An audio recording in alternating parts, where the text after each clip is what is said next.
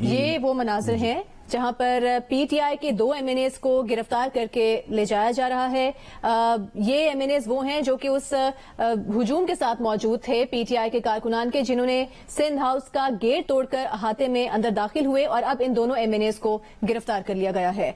Sindh police और Islamabad police ने मौके पर पहुंचकर सूरत हाल को कोशिश की कि डिफ्यूज किया जाए और अब सूरत हाल चूंकि काबू में आ चुकी है। जो मनाजिर आप एक तरफ देख रहे हैं ये वो पीटीआई के 2 एमएनएस हैं जो पीटीआई के कारकुनान के साथ मौजूद थे, उन मुश्तिल कारकुनान के साथ जो एहतजाज कर रहे थे और सिंध पुलिस का गेट तोड़कर सिंध हाउस का गेट तोड़कर सिंध हाउस के अहाते के अंदर दाखिल हो गए।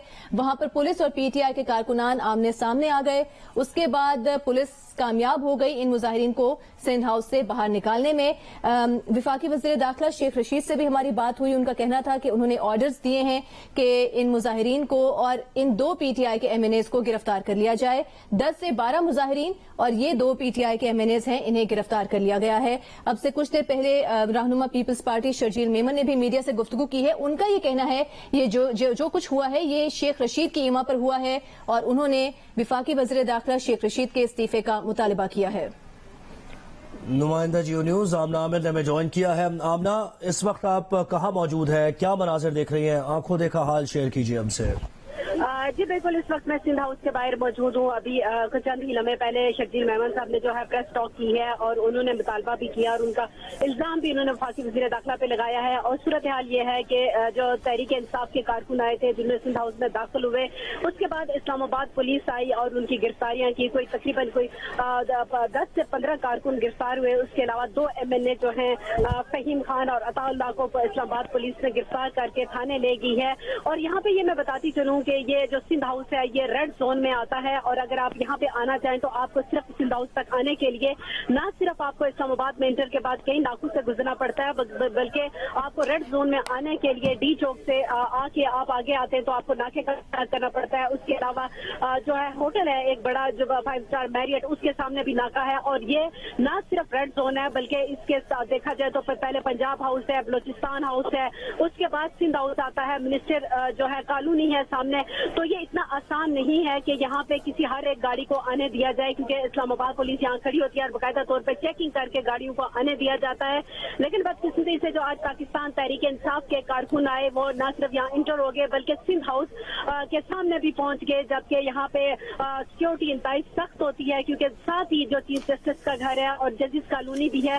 तो ये जब कारकुन यहाँ पहुंचे तो यहाँ पे एहतजाज करने के अलावा वो अपने साथ लोटे लेके आए और सिंध हाउस में भी वो गेट तोड़कर दाखिल हुए। और यहाँ पे एक बात ये भी बताती चलूं कि आज दिन को ही जो वफाकी वज़ीर दाखिला है उन्होंने प्रेस कॉन्फ्रेंस की थी और उन्होंने ये बड़े यकीन दहानी के साथ कहा था कि जो कारकुन सिंध हाउस में मौजूद है वहाँ रहे, हम किसी को बल्कि हम तहफ़्फ़ुज़ देंगे, हम किसी को कुछ नहीं कहेंगे। उसके बरस कुछ ही घंटे बाद यानी कि तकरीबन इस प्रेस कॉन्फ्रेंस को 2 घंटे नहीं गुजरे थे कि कारकुन यहाँ पे पहुंच के और ये सूरत हाल का सामना करना पड़ा, क्योंकि जो वफाकी वज़ीर दाखिला है इस्लामाबाद पुलिस उन्हीं के अंडर आती है। और यहाँ पे ये सूरत हाल पैदा हुई कि जो कारकुन थे पाकिस्तान तहरीक इंसाफ के वो सिंध हाउस में दाखिल हुए और सिंध हाउस की जो यहाँ पे पुलिस है, क्योंकि ये सिंध हाउस के मैं ये बारे में बताती चलूँ कि इसका जो तहफ़्फ़ुज़ के लिए मौजूद है वो सिंध की अपनी पुलिस भी यहाँ मौजूद है।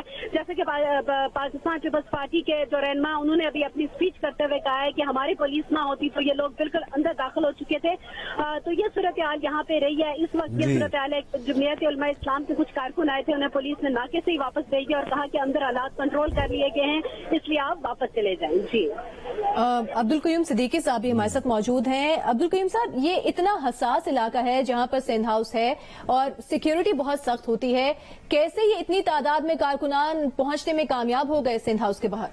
जी हाँ, बिल्कुल यही एक बहुत बड़ा सवाल है जो पूछा जा रहा है, क्योंकि एक मीडिया की टीम को भी आने से पहले रोका जाता है और उनसे पूछा जाता है।